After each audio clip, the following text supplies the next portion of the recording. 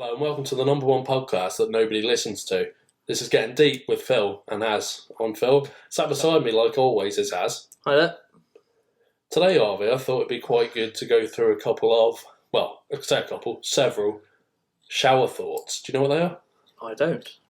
Right. So I was surfing the web, right? I came across these things called shower thoughts. Now, I presume they're named after the shower because that's the sort of thing you think about when you're in the shower, or you're supposed to. Little things that come into your head, little sentences. Some will make you think, "Oh, I've never thought of it like that before." Others will maybe make you laugh, and yeah, I think there'll be some good ones. We can have a discussion about some of them. So, you ready to start? Yeah, hit me with the first one. Hit you with the first one. Eh? So the first one is randomly hearing your favourite song on the radio is more satisfying than playing it directly from your phone on Spotify, Apple Music, iTunes, etc. You think that's true? Yeah, I'd say it is, because on your iPhone and stuff, you can put your song on whenever you want. Whereas on the radio, it's a bit more unique, as in someone else has put it on without you knowing. Yeah, that's true. And if it is your favourite song being played on the radio, there's almost like that sort of like shockulation a little bit. You're like, oh, I love this song. Do you know what I mean? Whereas you're right, when you can play it any time, at any time of the day, it sort of takes away that shine, doesn't it? Yeah, for sure. So do you like that as a first one? Yeah, it's a good way to whet the appetite. So go to bed, you'll feel better in the morning is the human version of did you turn it off and on again? Okay. I guess that's okay. We've all heard the saying, sleep on it, or... Yeah, you'll feel better in the morning. Yeah. But it's only asleep. You're right, but how many times does that happen to you where you go to bed and you're feeling a bit groggy, you're feeling a little bit not yourself, and then you sleep, obviously, you get in your case, a couple of hours. Us mere mortals, we get, say, 6 to 8. And you do feel better in the morning. It's a strange thing. It's basically like a mind reset as well as a time for your body to rest. So no, I tend to agree with this one. If you imagine that we are a computer, turning it on and off again is the equivalent of resetting it, which is sleep. And yeah, I don't know, there's something to that. I thought that was quite a good one. I can relate to it a little bit, I suppose, yeah. Next one, right? This one might be a little bit controversial. We'll see. So gambling is only considered an addiction if you're bad at it. It depends which way you look at it. Obviously, the addiction part is obviously taking part. So whether you're good at it or bad at it, people only ever talk about the bad. Yeah. Obviously, if you're good at it, you carry on doing it, but it's an addiction. Yeah. It's a case of, I like a Pepsi or a Monster, so I have more of that. That's an addiction. Not a bad addiction, but Craving. I like a craving. Okay, yeah. So I like it. I'll get it again. Yeah, it makes sense. So if you win, you do it again. Yeah, and even if you lose on a bet, I'm the same with this. I don't bet hundreds of pounds, so not like most people. But if you were to lose, you do one again a couple of weeks' time or something. It's not the end of the world. Yeah. So really, you only bet what you can afford to lose. Yeah. Well, not you necessarily, Harvey, but I mean in general. That's the golden rule, isn't it? It's the don't. Basically, you're saying, if I lose, and there's a high probability because, as we know, with sports things can go wrong. Or if you're at a casino, there's a saying, the house always wins. Which it does. Which it does, exactly. So that's there for a reason. But yeah, it's probably not something that's talked about much. If you are winning all the time, because ultimately you're winning money, and that's a good thing. But you're right, it can still be addictive. See, when someone says you have a gambling addiction, it's when you borrow money off others to fuel your betting habits. Yeah. So it's money you don't have that you're spending it on betting. Yeah. That's the addiction. Yeah, I totally agree. And it's also sort of getting behind in things like payments. If you've got, I don't know, a £50 bill, for example, and you've got £50 left, do you try and bet with it and try and win more so you think you can do both? You can have some money to play around with and some money to pay the bills. It's a dangerous game, isn't it? So it's a dangerous game because you can end up losing the 50, having the £50 bill, and then having a late payment charge on top of that. Yeah, exactly. You can't win. So, yeah, obviously, gamble responsibly. And It's not something you have to think about, though, is it? It's one of them that you think, oh, gambling addiction, oh, they must be, poor, really, let's be honest, because they try and spend all their money on bets that either win or most likely don't. Well, yeah, you do lose more than you win, but with the majority of people, we only ever hear about their wins. Yeah, for sure. So I'll go on to the next one, Harvey. I want to know what you think about this. So, if my calculator had a history, it would be more embarrassing than my browser history. Is that down to the boobies that you'd write on it? Maybe, I didn't think of it like that. But what I thought of it was the simple equations we are either too lazy or too dumb to work out ourselves. So we chuck it in a calculator, and that is more embarrassing than, obviously, an internet browser history. Okay, it could be embarrassing because of the simple equations, but in the world we live in now, accuracy is key. It is. And that is what it's there for. Oh, I thought you'd be interested in that one, being a numbers man yourself. Yeah, I'm all for calculating and things. Obviously, human error is there. That's why it's called human error. But if a computer can tell you straight away and it's there to do a job, why not use it? You're right. The only error that a calculator can have is if you input it wrong. Let's be honest. Exactly. So obviously, like I say, you're a numbers man, Harvey. I am indeed. You are. And would you say your calculator history would be embarrassing if it had one? No, not my calculator history. I do a lot of my number work on Excel. Smart. So I tend to keep a lot of my working out on Excel with formulas and things. So yeah, calculator not so much, but Excel for sure could be embarrassing a bit. Yeah. Right, I'll move on to the next one. As a kid, my parents taught me not to believe everything I see on TV. Now, I teach them not to believe everything they see on Facebook. I think the difference there is anybody can post on Facebook, whereas you would say professionals post on TV. Yeah. So you could get a 10-year-old posting something on Facebook. Someone else sees it, it becomes Chinese Whisperers. Yeah. So, whereas a TV programme, David Attenborough ain't going to lie to you, is he? Well, we hope not. Well, we hope not, no. Not Sir David. What's your thoughts on it? That was a sort of like show of our change over the time. Do you know what I mean? So yeah, were you ever told, Harvey, by your parents that you shouldn't believe everything you see on TV? Not so much seen. It was more don't believe everything you read. Yeah, I think that's fair. And in the same context, I suppose that can be the same thing. Because ultimately, when you're scrolling through Facebook and these social media platforms, you read headlines, I think, and that's not necessarily the whole truth or the whole case. So it would make sense not to believe everything you read. Do you know what I mean? Yeah, and in this modern world, there's a lot of clickbaity stuff. There is. So that tends to hook people in, and obviously then says a lot of lies, and those lies get spread quite easily. Yeah, for sure. I'll move on to the next one, Harvey. This one's close to my heart, this one. Tall people are expected to use their reach to help shorter people. But if a tall person was to ask a short person to hand them something they dropped on the floor, it would be an insult. I can see why that would annoy you, Yeah. being a tall person yourself. Yeah, very tall, too tall. But I think it's a case of, it's slightly different, because a short person physically cannot reach the top. Yeah. Whereas a tall person can reach the floor. Yeah, no, you know what? I think that's fair. That's totally fair. You know what? As a tall guy, to be fair, I don't get asked to use my height often. Let's be honest. Although, if I did see someone struggling to reach something on the top shelf or a shelf out of their reach, I would help. Do you know what I mean? So, Yeah. So it's one of them. It's like the sentence I just read out makes sense. You know what I mean? You're. Can you please use my height to reach this thing that's out of reach? And then obviously in reverse, can you pick that thing off the floor because you're closer to it than I am? Do you know what I mean? It's a little bit backwards, that, isn't it?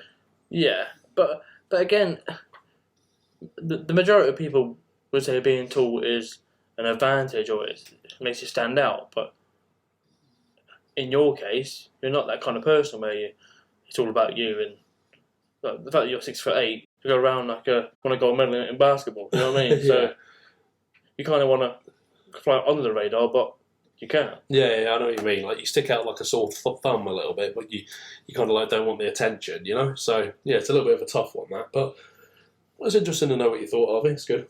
This is a good one. I think you'll like this. If someone offered to pay for my food and rent for the next 18 years, I'd do anything they asked of me. But I complained every time I was asked to take out the trash and do chores whilst I was living at my parents' house. I was wondering if that second part was going to come out, because that was literally my argument. It's going to be, well, your parents did it for you. But I think the fact that it's not a family member, you tend to do it. Yeah. Whereas we've all done it in the past. Like, if a family member asks you to do something, it's all like, I would do it in a minute, next week, whatever. Yeah. But if someone who you don't know asks you to do something for, say, money or another certain favour or whatever it is, you tend to do it straight away. For sure. So it is a little bit of a strange one, a little bit of a deep one as well, because you don't look at it like that, do you? You don't sort of like, I mean, obviously, I'm sure the majority of us love our parents for what they've done to us, bringing us up into this world and, you know, making sure we're well fed, clothed, etc.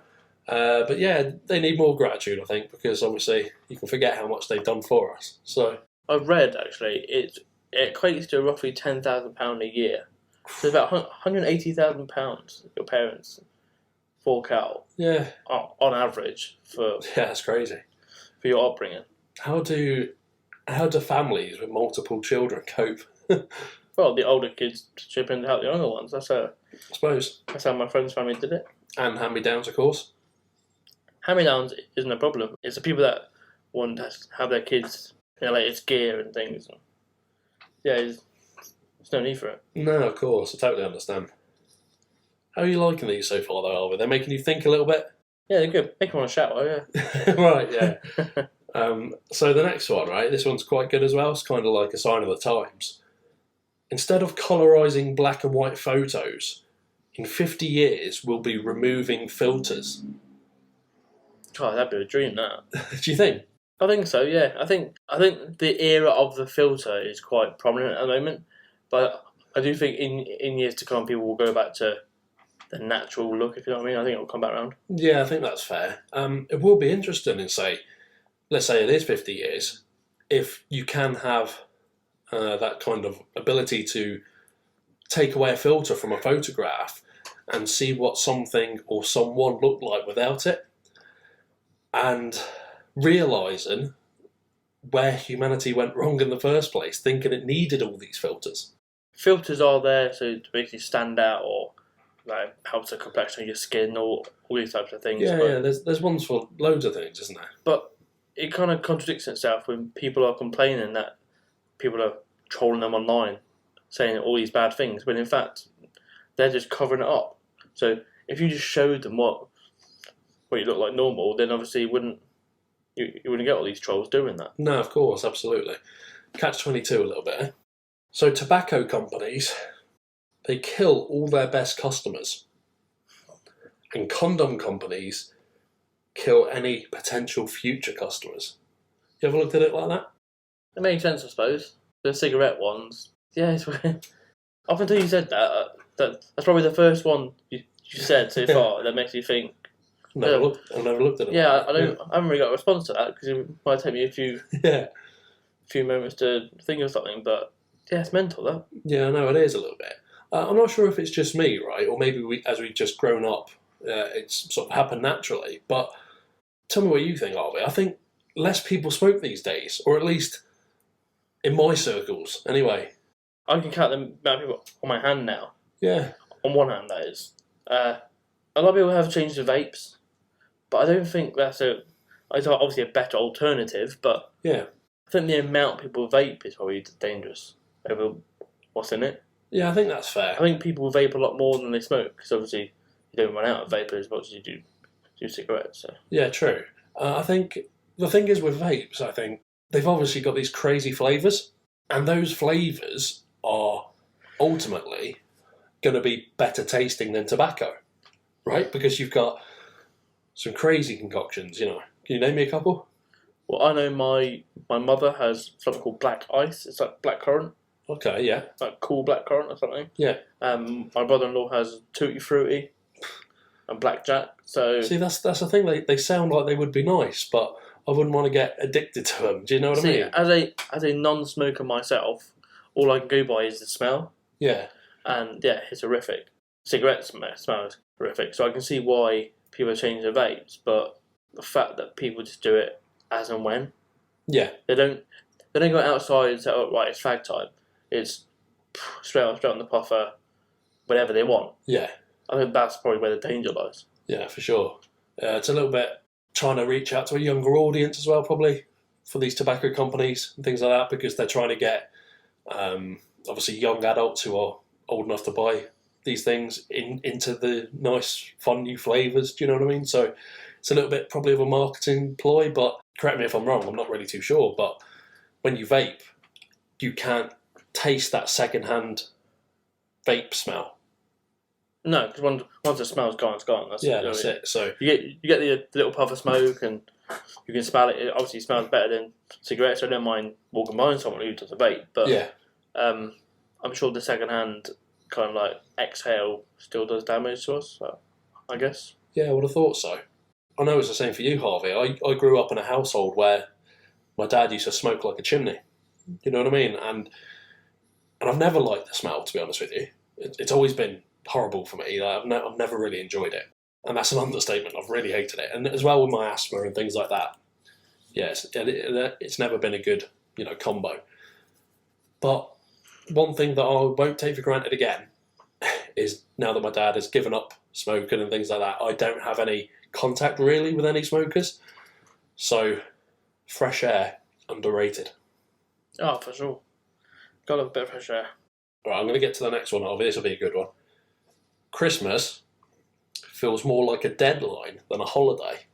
I can get that because I do start mine in September/October, knowing I'm going to get it done by the second week of December. Get the last little bits the week before. Yeah, makes sense. And then when it comes around, I think, it's all that prep for 12 hours or whatever it is. Yeah, you're right. It can feel a little bit like a deadline, I think, because, you're trying to manage money and you're trying to manage time as well. You've got family to see, friends to see, things like that. And yeah, really, it all boils down to really just one day. And going back to our previous podcast, Harvey, we know 8 hours of that day is spent asleep. So really, 16 hours, give or take.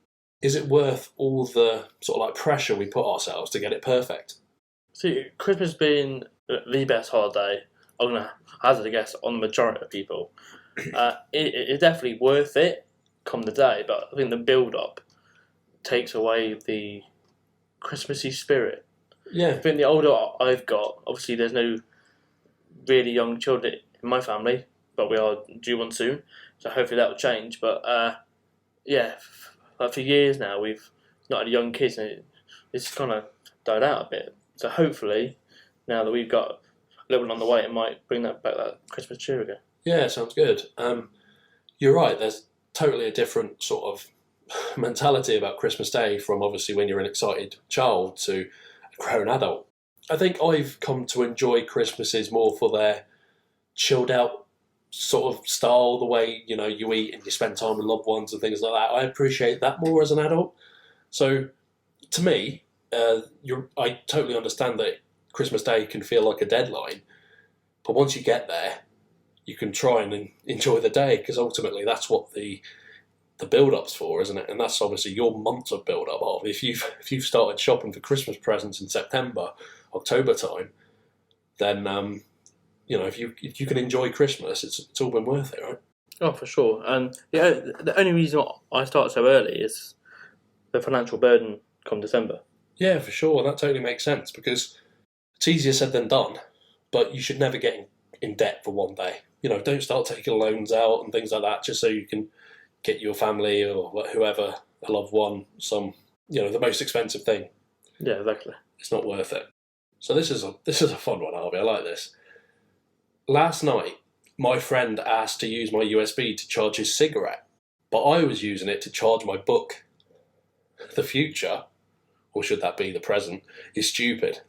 Okay, I guess there's two ways of looking at this. Obviously, the cigarette, we don't want loads of cigarette butts on the floor, so I get why that's now here. Yeah.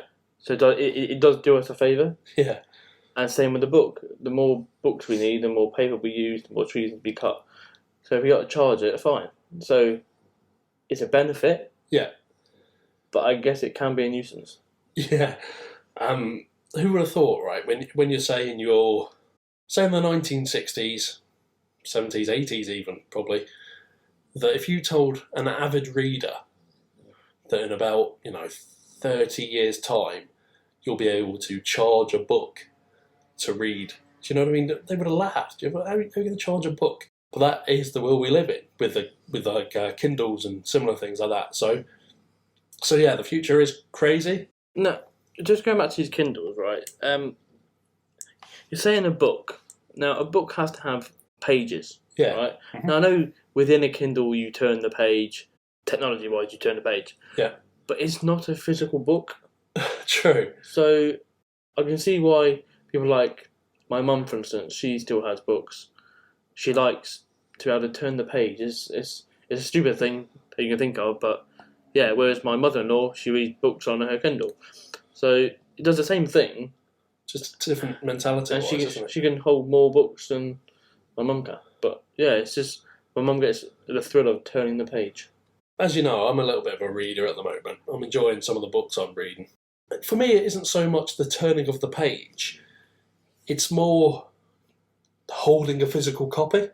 Again, I totally understand why Kindles exist, because ultimately it gets rid of a lot of stress. And like you say, you can save, I'm not sure, but let's say thousands, I assume. Yeah, thousands, yeah. Thousands of books on the one device.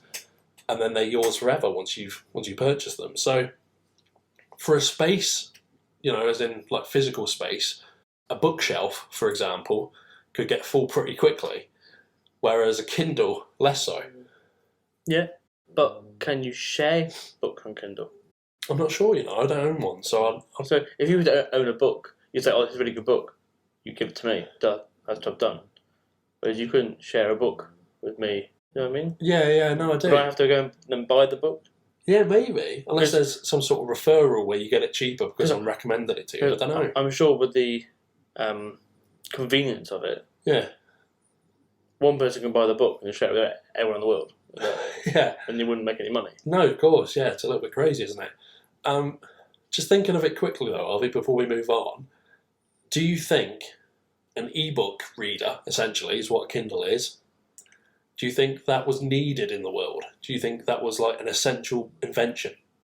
Not essential, but I guess how many books can they, like, you imagine in the world, if everyone buys books and they got to print them on pages and stuff, eventually the world will be full of books. Yeah, exactly. And they got to go somewhere, whereas all it is a text on a screen. So I guess in 100 years' time we'll probably notice a difference. Yeah, for sure, probably. Yeah, I imagine.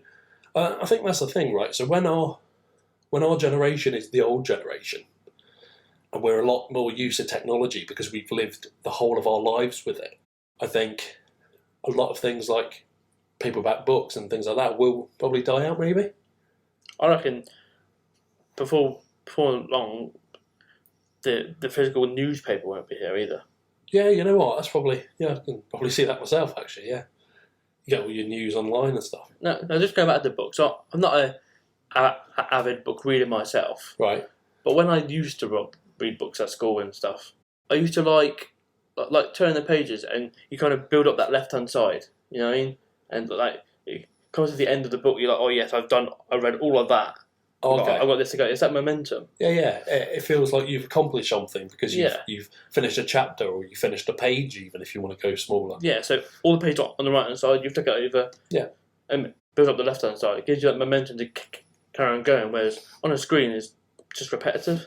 Yeah, and the problem is, as well, obviously, it's the same screen no matter what book you read. Yeah. It's a little bit... It doesn't have any personality. If you know what I mean. Yeah, they're all the same, eh? So it's a little bit of a tough one, that. But hey, got us a lot to talk about, so that was good. When you drink alcohol, you are just borrowing tomorrow's happiness. Oh, deep. Yeah. So obviously, we're assuming you've gone out drinking, you've got a hangover, you're suffering, but you paid for that yesterday with the hangover day's happiness. What's your thoughts? Yeah, see, I've only been drunk and hungover a few times in my life. Yeah, fair. I'm not a huge drinker, it's the hangover that put me off going and drinking in the first place. But yeah, it's hard to get your head around. But now you say it, you do waste the day the next day, and it is. You don't wake up happy, do you? Nah. Even if you've got fond memories of the night before, like some good memories, some photographs or whatever, you know what, you're still suffering. You know what I mean? So yeah, it might make you think twice the next time you have a drink. Obviously, if you had a good night, obviously mentally it's really good for you. But yeah, don't think you want to waste your happiness. Nah, for sure.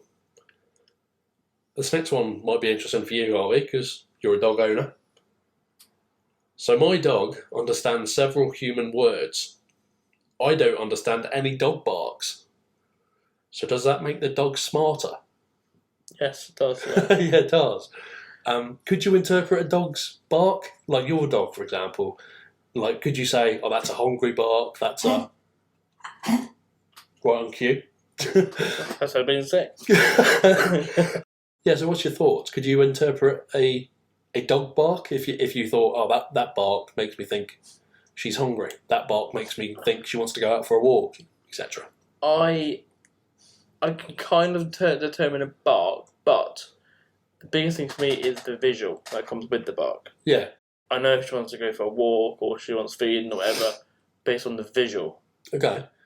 Yes, she does slightly bark with it. Yeah. But if I had a blindfold, I wouldn't have a clue. Right, okay. That's interesting then. So dogs are smarter than humans because they can understand our language and we can't understand theirs. Okay, let me put a spin on it. I don't think they understand the word. Okay. I think because we train them with treats. Yeah. They hear the noise. Yeah. Of what we think is probably understanding, the pitch. And they go, right, okay. If I hear that type of noise, I need to do this. Yeah. Okay. So they don't understand the word; they understand the noise. Yeah. Because for them to understand the word, they'd have to know English. Yeah, of course. Yeah. You're right. They probably hear the pitch, the way it's delivered, and yeah, you're right. Ultimately, they do it because they want the treat. Right, so another one for you, Harvey. This will be quite good for you again because you've got a driver's licence, right? Yep. So I mostly use my driver's licence to buy stuff that impairs my ability to drive. Yeah. Alcohol. Yeah. What else limits your ability to drive? Medication.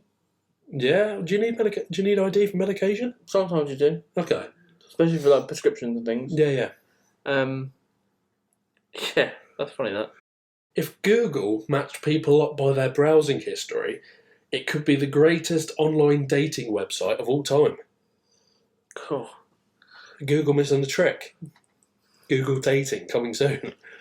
But the problem with that is it's so universal and global. Yeah. That you would probably never meet the person that you match with. Yeah. To some extent as well, it's that thing of similarities, whereas I thought it was opposites attract. Yeah, that is a saying, but I still believe that you've got to have similar interests most of the time. I think the only way opposites attract is to keep it fresh. That's fair, I think, Harvey. So, if you don't mind me talking about your relationship, right? Yep. Would you say you and your fiancée have more things in common than you don't? Is that what bonds you? Or do you find your opposites attract? No, we definitely have very, very similar hobbies, interests, things like that. But yeah, again, football and gaming for me. Yeah. And for her, it's like beauty therapy and dog walking or whatever it is. Yeah, But, fair, yeah. so it's not a case of opposites attract. It's a case of a lot of our things are similar, but it gives us stuff to talk about because we have different interests. Nice. And you agree on a lot of things? Or We agree on most things, and I'm always right as a man is. But Perfect. So this one's quite good as well. Talk to our day and age, Harvey. I don't know a single person who would want a thinner phone over a few hours of extra battery life. So think of Apple, right? And all your other big phone companies, like Samsung, etc. They're always about making the phone thinner, more sleek, slimlined. But what that sentence is saying is that nobody wants that. Give us a better battery. What's your thoughts? it's not about how thin the phone is, it's how big it is. Yeah. Like, for me, I wouldn't want a thinner phone. Of course. But obviously, a more healthier battery would be nice. But I don't use my phone enough to warrant finding a charge every hour of the day. Yeah. I guess if the battery life was better, they'd still charge it the same. They still charge it out for the same time because they're there, they have to. Yeah, of course, yeah. If your battery lasts longer, they'd spin it longer. Yeah. So why do you think phone companies concentrate on things like that obviously the consumer doesn't want or isn't interested in? So we're there crying out, please give us better batteries, we want better battery life. And they're like, no, scrap that, you want a thinner phone. It's about the look and about that stamp of thinnest phone or the biggest phone or highest memory or whatever it is. Yeah. It's not about we all want thinner phones, just having the thinnest phone. Yeah. Fair. This one is arguably my favourite one. I think you'll enjoy this as well, right? The Swiss must have been pretty confident in their chances of victory if they included a wine bottle cork on their army knife. I would always thought that the Swiss were the neutral, weren't they? I have no idea, but... So did they know they were going to win it because they're neutrals? Maybe. I'm not sure. So I thought... They didn't pick a side, did they? I have no idea. But I just like the idea that, you're right, they were so confident that they were going to win in whatever conflict they were in, or maybe, like you say, none at all, that they put a wine bottle cork on their Swiss army knife. No, I'm talking for the people of Switzerland, but maybe it was just one of those... It's all doom and gloom. Obviously, it's bad, or all the people dying in wars and things. There's that bit of, like, they see their gun, have a little bit of chuckle to themselves, maybe. Yeah, maybe. Reminds them of home comfort. Or the arrogance, or a bit of home comfort, I reckon. I can definitely see the design of the Swiss army knife and go, and you know what, we need a corkscrew on that. Why? Because when we win, everyone's going to want to celebrate. I love that. That's brilliant for me. Well, they weren't wrong. No, of course. Yeah. So, fair play to the Swiss for that one. So, as a cat owner, this is 100% true. If cats had wings, they would still just lay there. Yeah, they would. They would. I've had cats in my life before. Yeah, as long as you feed them and water them and give them a stroke or two, yeah, they're happy. Yeah, absolutely. You know what? If my cat had wings, yeah, it would still just lay there all day. Harvey, I've mentioned this one to you already. Let's see what you think now. Taxes are like a subscription to your country that you can't cancel, no matter how bad the service gets. That blew my mind the first time you told me, and it still does. I still don't have a good answer for you. We all don't want to pay taxes, we have to. Yeah. But, yeah, when you look at that, you wouldn't pay for a Netflix subscription if you had a poor service, so why pay taxes? Absolutely. You know what? It's a little bit eye-opening that, and you're right. You're not told about this subscription service, but every month they take money out of your payment, your wages and things like that, and you have no say in the matter. And you're right, in your analogy of subscribing to something like Netflix, you have that choice. You're right, if Netflix are offering a poor service, they don't, by the way. But if they were, then you could cancel at any time, whereas you can't cancel your taxes.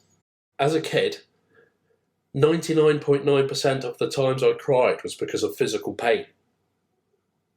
As an adult, 99.9% of the times I've cried was due to emotional pain. It's a very touchy subject, obviously mental health and things. But yeah. I think as adults, we tend to avoid, because we know the consequences of stuff for pain. As a child, you have no fear, so you end up in pain because you end up doing stuff that you shouldn't. Yeah, of course. But as an adult, you avoid the pain of physical pain, but it burdens you with that emotional side. Yeah, I think you're right. As an adult, you're old enough to know better.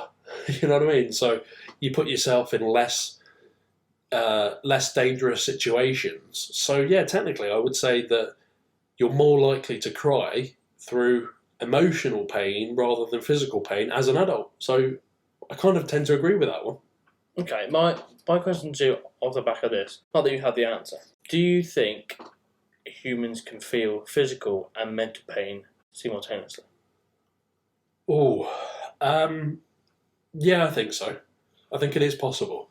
It depends, say, if the pain is grief, for example, like let's say they're mourning a loved one that's passed or something like that, and if they break their leg during the same week, it's going to hurt twice as bad almost, because you have the pain in your leg and the pain in your mind or your heart or whatever you want to say for obviously the loss. So I think it is possible to feel it simultaneously, but I've never really been in a position where you do sort of feel them both, you know. So it's a little bit of a strange one, that. Okay, and my second part to that, if you can feel both at the same time, which one is more dominant? That's a very good question. I think the physical will stand out more than the mental. Oh, I think the physical is maybe aided better, if that makes sense, where it takes a lot more work to get rid of mental grief and suffering and pain, because ultimately you're stuck with that 24 hours a day. Obviously, luckily enough, not when you're asleep. Yeah, I don't know. I think there's certain things you can do to alleviate physical pain. There's probably a few things you can do to end mental pain as well, but things that you find therapeutic, for example, it's a tough one. What's your thoughts on that? I can't say I've been in a position to feel both at the same time, but I guess the physical pain is more prominent. Kind of puts the mental part at the back of the mind a bit.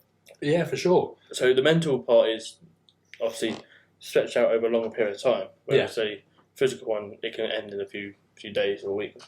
So I know you're a numbers man, Harvey. Yep. You're also a money man. Show me the money. This will be quite interesting for you. So if you had $1 or £1 for every universe that existed, and there is approximately 13.8 billion universes, you still wouldn't make the top 50 rich list in Forbes. How rich are these top 50? That is crazy. Excuse the pun, but they are out of this world. They are. You ever thought of it like that, though? You could have, let's use our currency, a pound. You could have a pound for every universe, 13.8 billion pounds, and you still wouldn't make the Forbes top 50. That's mental.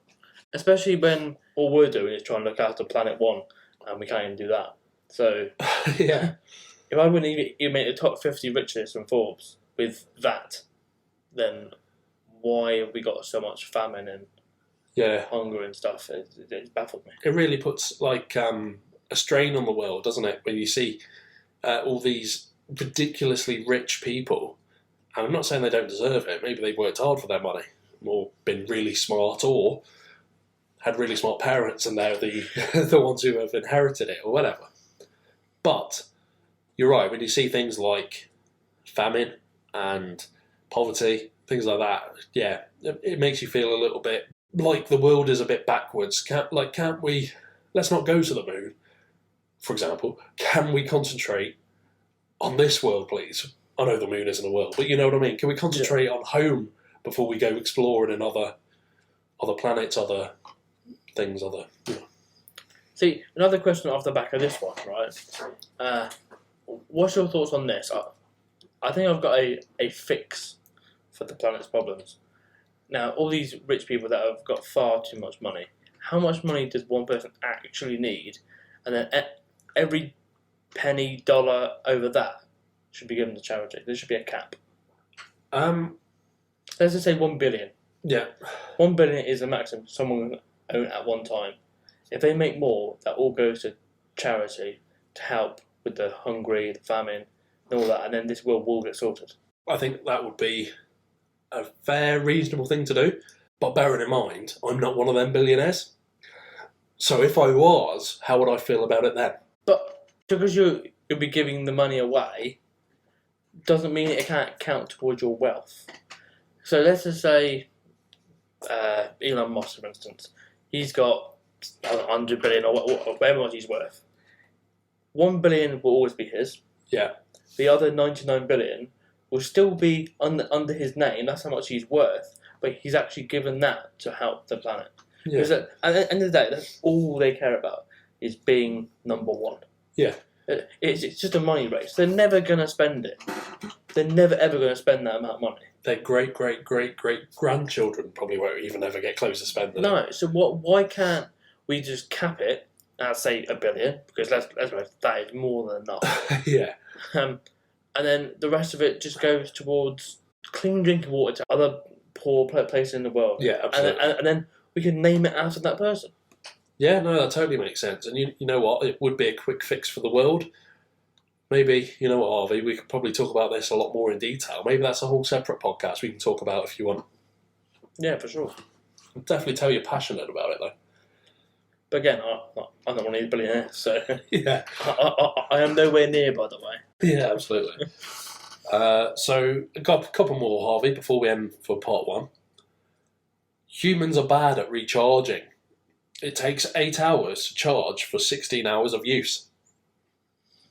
Effectively, that's worse than an iPhone. Yeah, exactly. But how thin are we? Some of us are thin, but the majority of us, we have overloaded. Yeah, absolutely.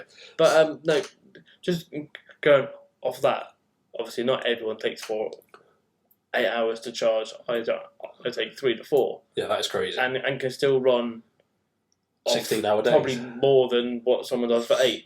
So is it an overcharge? Perhaps. I don't really have much more to say on that one, honestly, because you're right. For some reason, we've got this figure in our heads, right? We've been told 8 hours a night is healthy, right? So that gives you all the time your body and mind need to recover and go again the next day. You are obviously either a madman or, a trendsetter in getting only about, 3 or 4 hours sleep a night? Roughly about 3 hours, yeah. And even though we're not together all day, I can vouch for you. I know you won't slow down at any point during that day either, because fatigue won't set in. You're a monster in the terms of work, Harvey. I'll give you that. But 8 hours to charge for 16 hours of use is the average. Would you say that's poor? Yeah, it's very poor. Like, if we were to, like say, charge your iPhone for 8 hours a day and we only got 16 hours use out of it, we'll be charging it every day. Do you charge your phone every day? Every night while I'm asleep. Because then that way I know when I wake up in the morning, it's fully charged, ready for me to go. But if you didn't charge it, would it still be available for you next day? Yeah, probably I'd still have 40-50%, something like that. So again, it's better than a human. Yeah. But humans have made these phones. Yeah. Well, when you plug in your iPhone charger, does it tell you how long it's got left to charge to a full battery? No. Mine does. So when my battery's on about 50%, it'll tell me full charge in 1 hour, 12 minutes, for example. So you're right. It's much quicker. But then again, it's not going through the things we go through on a daily basis, So on an iPhone, I don't know about your types of phones, Samsung things, but on an iPhone, just because it says 100% battery doesn't mean it is 100%. Because there is a battery percentage health. Okay. So obviously, the older your phone is, the less health it's got. So when my phone, for instance, is a year old, when it says 100%, it's actually 91%. Really? Yeah. I didn't know that, see? So if you're listening and you're an iPhone user, if you go to settings and down to battery, and you click on battery health, your maximum capacity will be there. So mine's currently at 90%. So when it says 100, it's actually 90%. Wow, I didn't know that, That's crazy. But then it makes sense because over time, the constant use, reuse and charge obviously takes its toll eventually, So yeah, so the older your phone is, you charge it, you go, oh, I've done nothing today, my phone's half dead. Well, yeah, that's because it's safe.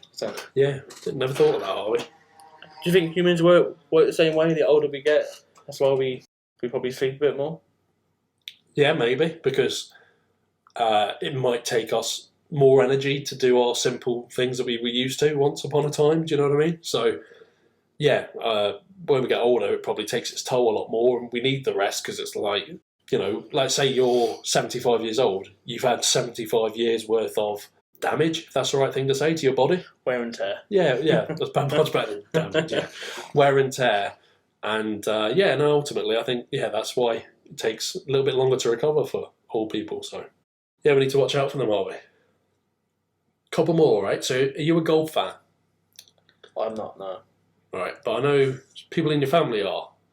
Yeah, I do, yeah. Right, so The object of golf is to play the least amount of golf. Says it all, doesn't it? Yeah, look, I don't like golf myself particularly, to be honest with you. But yeah, just reading that made me laugh a little bit, because ultimately that's what it was. Do you know what I mean? You try and have the fewest shots, and the person with the fewest shots that plays the least amount of golf is the winner. Mad. At least with like timed sports like football, rugby, and things, you get the full quota of minutes. Yeah. You know you're playing for that long, but yeah, it makes you have a hole in one on every hole when you're back in the clubhouse somehow. Yeah, exactly. Crazy. I've never been able to get my swing right for golf, so that's why I don't play. I just can't get over the fact that how anybody thought about golf as a whole in general. Like getting one of the smallest balls In the smallest hole. in the smallest hole up on the biggest green, Yeah. biggest area. Yeah, it's crazy. I'll never get the hang of it, but you know what? If that's your hobby, as we've said before in previous podcasts, Do more what makes you happy. do more of what makes you happy. Take that swing. Take that swing. All right, to finish up, Harvey, well, to finish up part one anyway, we're both James Bond fans, Indeed. and this one, not too deep, you know, it's just interesting. James Bond is going to need a visa for all his missions now. Yeah, because the EU thing. Yeah, of course, Brexit's happened, so they're going to need James Bond to get a visa to visit all these mad, beautiful locations.